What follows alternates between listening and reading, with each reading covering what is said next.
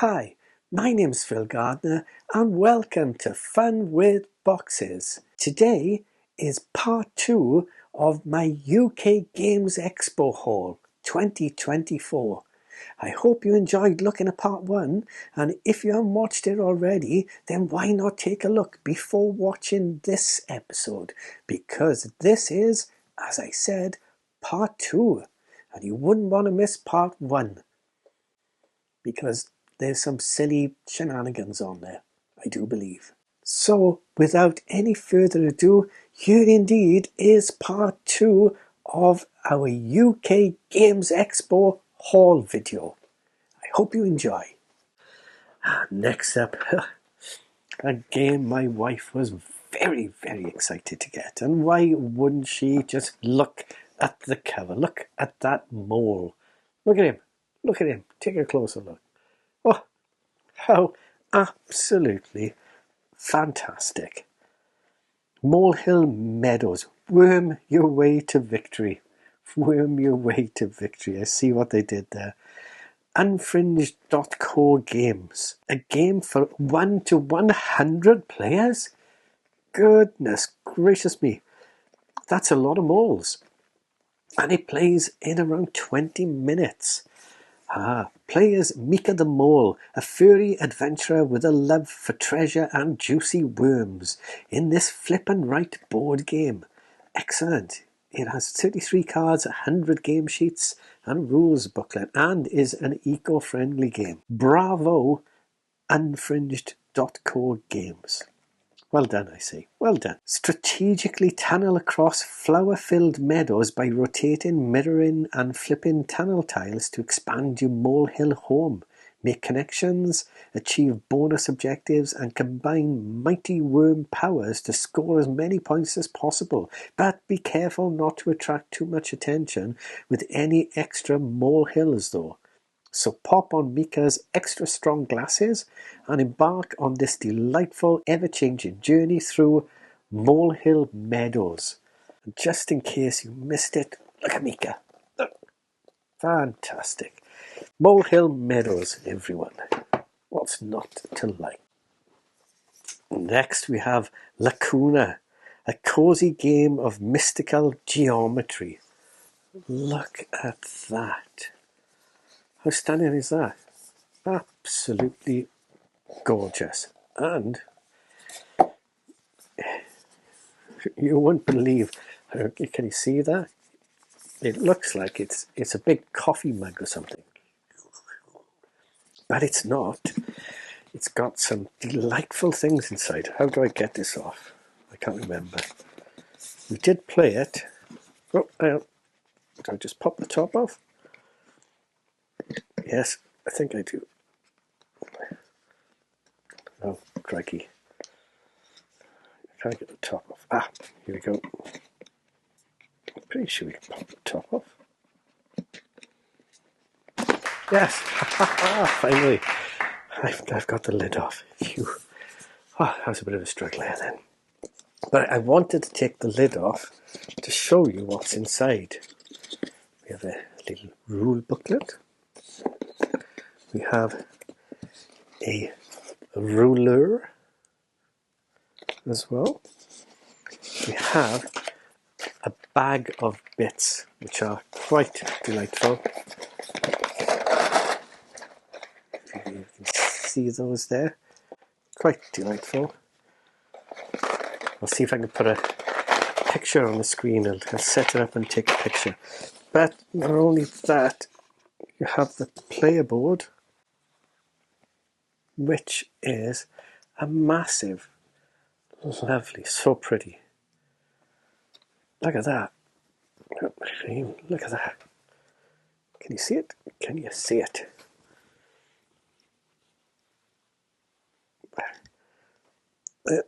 That's the game board.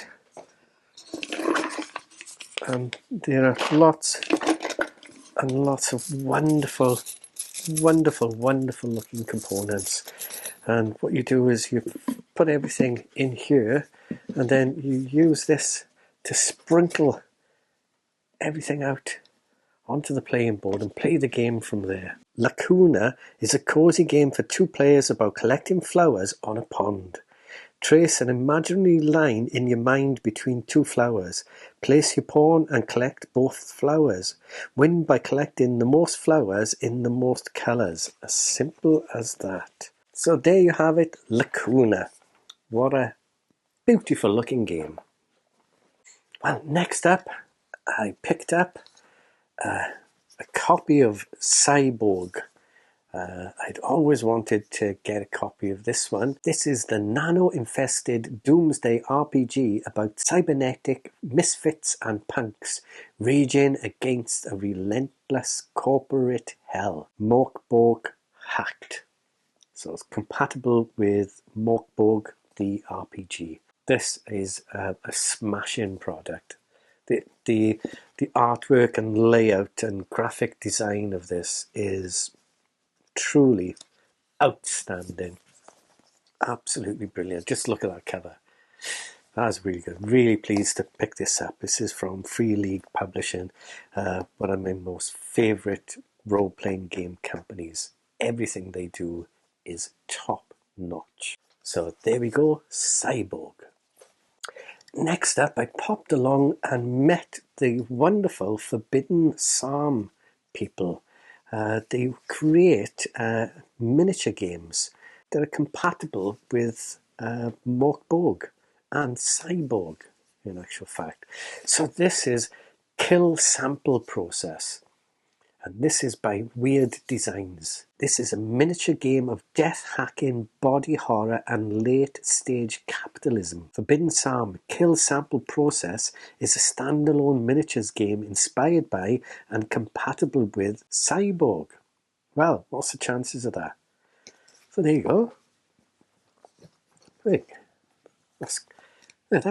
What are the chances? I happened to pick this up and had this as well, and I have to say a big thank you to the people there at Forbidden Psalm who actually gave me a copy of this book. That's very kind of them, because I'd kickstarted and put an unboxing video of all the Forbidden Psalm books I had literally only a couple of weeks ago. So thanks very much, guys, for this. This again, just like Cyborg, is just terrific. Absolutely marvellous. Looks really brilliant. So there. And I was very lucky to meet Luke Gygax, the son of Gary Gygax, of course, the creator of Dungeons and Dragons. And I met Luke whilst we enjoyed a beer there in Wetherspoons in the NEC, and stopped and had a little chat with him. And what a lovely man he is. Really delightful. He spent lots of time talking to us. It was really great to meet him. Luke, you are a gentleman, sir. An absolutely wonderful man. So wonderful, in fact, that he put his hands in his bag and he gave me a copy of Luke Gygax's World of Okkorim. I believe that's how you say it. And very kindly signed it for me as well. And he also gave me a copy of The Dread from Geneva Lake, a Call of Cthulhu scenario by the looks of it, that he co-wrote along with Skeeter Green. That looks right up my street, because funny enough, we actually played a game of Call of Cthulhu for the first time in many years the other day. So there you go. That's 2 supplements there, or 2 scenario booklets given to me by the rather wonderful Luke Gygax. Thank you again, Luke. And next, just 2 books, but nothing to do with role-playing games, or games in actual fact. I thought I'd mention them here because I picked these up at the convention, and the first is The Magic of Terry Pratchett. This is a Terry Pratchett biography written by Mark Burrows, and I met Mark there. He had a little stall, and he very kindly signed this for me. Terrific. only trouble about being in a loud convention hall is poor Mark misheard my name, and I was then known for the rest of the day, much to the amusement of all my friends, as Bill, as opposed to Phil. An easy mistake to make, which has made this book even more treasured now, I must admit. Thanks very much, Mark. It was great to meet you. And also, I picked up this from Mark. This is Tales from Roundworld, annotated and compiled by Mark Burrows. Nice little booklet there. Looking forward to taking a look at that. While we were there, we actually picked up some artwork. This is the first time we've ever bought some artwork at a board games convention. Normally, obviously, it's all about the games and role-playing games and things like that. But we walked past this stand, and the guy there, a guy called Sam, very, very nice man, just had this collection of astounding artwork where he'd recreated the British Isles using drawings of animals. You have to see it to believe it. So I will show it to you for you to believe it. This is, let me just hold it at an angle there for you to see. This is our beloved country, Wales. And this is all drawn, the coastline of Wales, all drawn using animals. I'll do a picture on screen for you. Originally, we were attracted to the sketchy den of the British Isles, and we picked that up as a fridge magnet. Again, I'll pop that on the screen there. What a fantastically talented young man. Really, really nice to meet you, Sam. And we're going to put this somewhere, I know, and treasure it forever. Really nice. So that's all the small games and books. And now on to the larger games. How on earth did we get all this in suitcases and bags and bring this back on the train?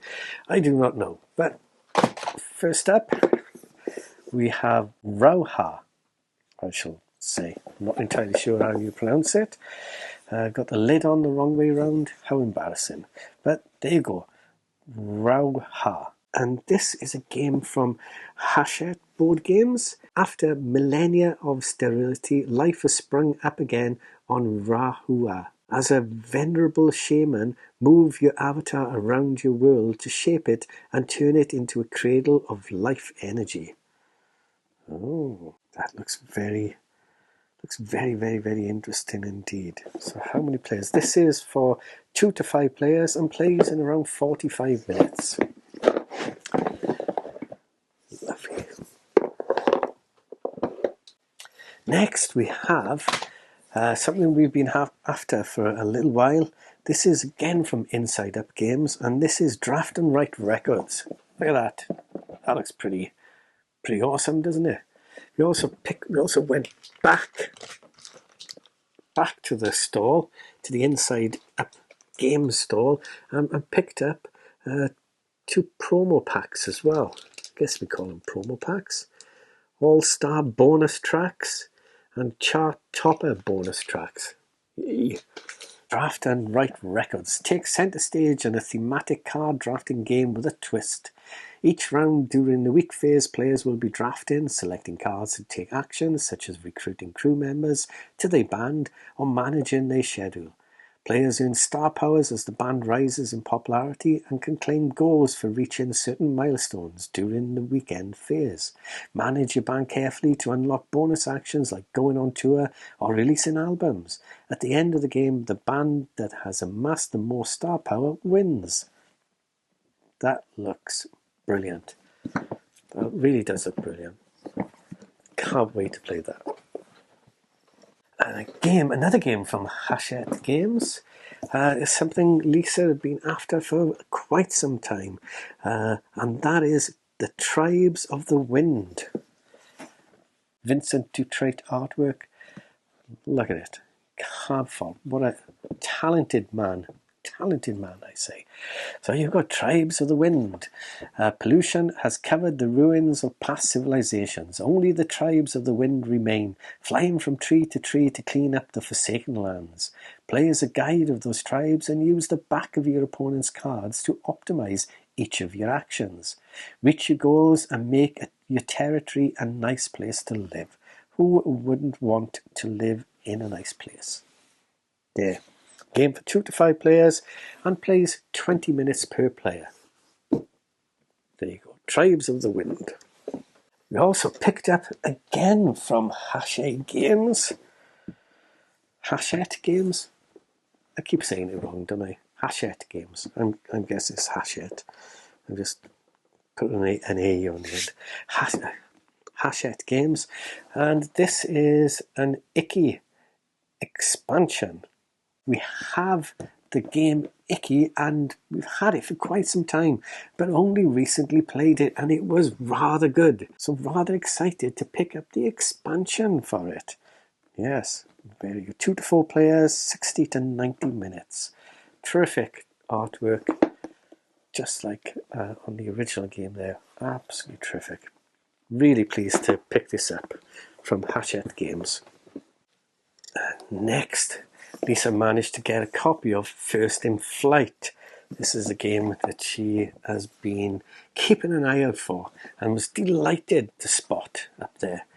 So, First in Flight. Race to the record books with First in Flight, a lofty deck builder game that puts you in the earliest pilot seats.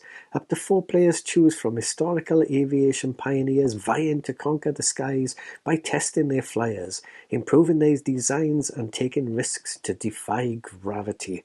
Rather them than me. Flying is not my most favourite thing, I must admit. I like to keep my feet firmly on the ground. Facing aerodynamic hazards and unforeseen design flaws. See? Unforeseen design flaws. Stick to the ground, people.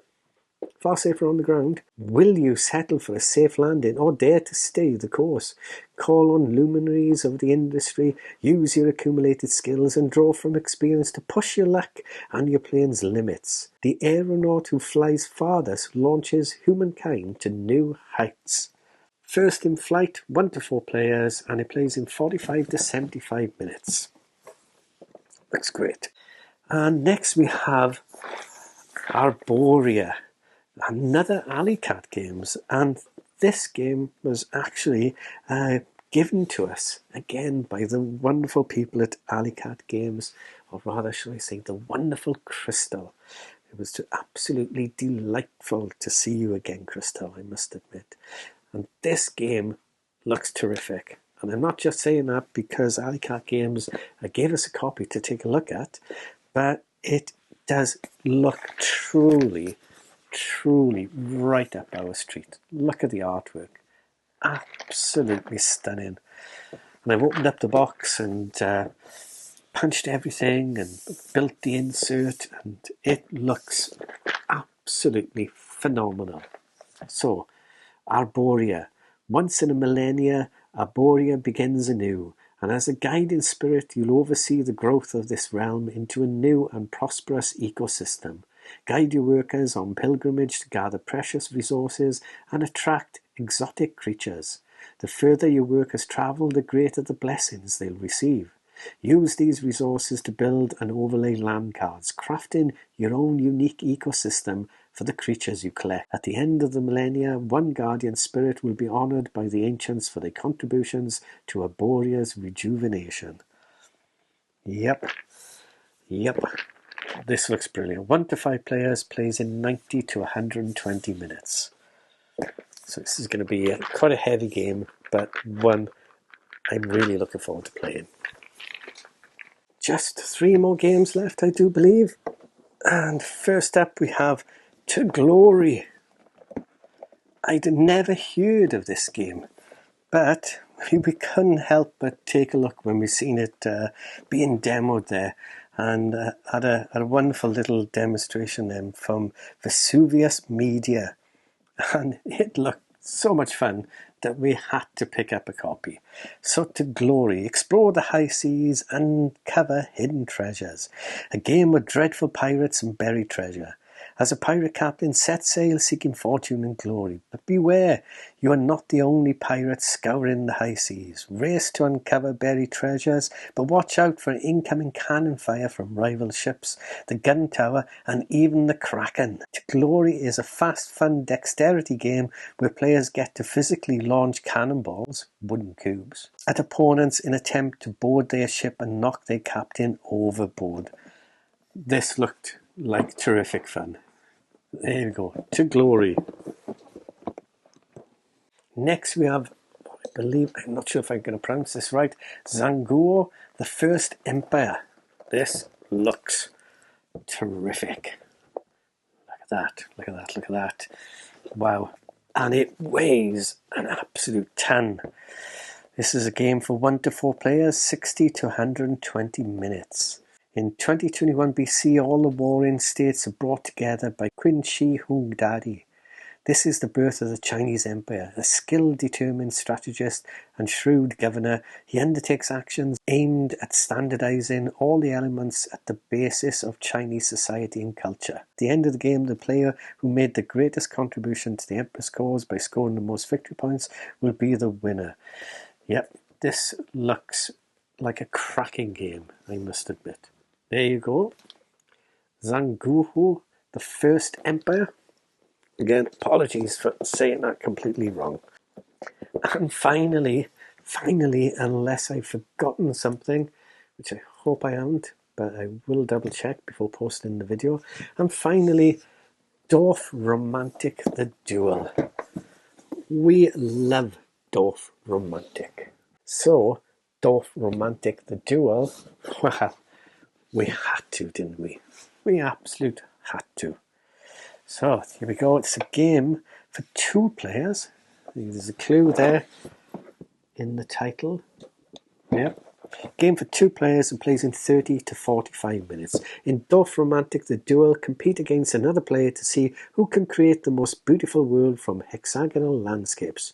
Who will best succeed in fulfilling the wishes of the villagers and mastering the new task types. There you go. Well, this also comes with a set of tiles for Dorfromantik, the board game. So that's really, really cool. I didn't expect that.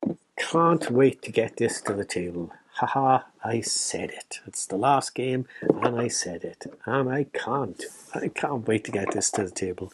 We really love Dorfromantik. Such a chilling game. But I wonder, will the Duel be as chilling? Perhaps not. Only time will tell. There you go. Dorfromantik, the Duel. And probably unsurprisingly, I did forget something.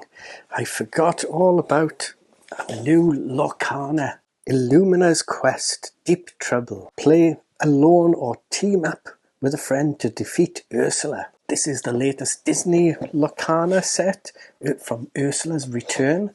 So, free Lorcana from Ursula's grasp. With unprecedented power, and Ursula Glimmer has unleashed her wrath across the realm of Lorcana. It's up to you and your fellow Illumineers to band together using your Disney Lorcana trading card game decks and defeat the Sea Witch once and for all. Ooh. So there's a scenario deck and player decks. So we've got an oversized Ursula card, 1 Ursula scenario deck of 50 cards, 2 pre-built Disney Lorcana trading card game decks, 60 cards each, 2 oversized double-sided battleground cards, 1 Deep Trouble playmat, 1 Ursula draw token, 3 lore tracker tokens, 29 damage counters, 1 secret victory card, and a Deep Trouble rule set. Fantastic. We really do enjoy Disney Lorcana. Such a great little game. Terrific artwork. Just an absolute joy to play. Really looking forward to opening this up and taking a look at what's inside. So there you go. Let's get back to the video. Well, that's everything. that we managed to bring home with us on the train. How we did it, I still genuinely do not know. I know we took an empty suitcase with us, but that was full, bags were full, rucksacks were full, you name it, everything was full, including the train coming home, which is never a good thing. But it wasn't too bad. We managed to get our case secured away and managed to make it home with our UK Games Expo haul. And what a haul, I'm sure you would agree it is. And I'm sure you would also think it's quite an eclectic mix of games, because that's the one thing I truly love, and that is board games in general. They don't have to be these huge, gigantic, you can't see them once again, but I'm waving at them, these huge, gigantic games. I like games of all shapes and all sizes, and I love, in particular, really love the small box games, because we can just pop in a bag or pop in your pocket and take them along to the pub and have a lovely, relaxing evening or afternoon playing some games and having a few beers. It's what me and Lisa really enjoy. So there you go. That's our UK Games Expo haul. Thanks very much as always for watching. Please do click the old like button and hit that subscribe button too. That would be absolutely fantastic if you could.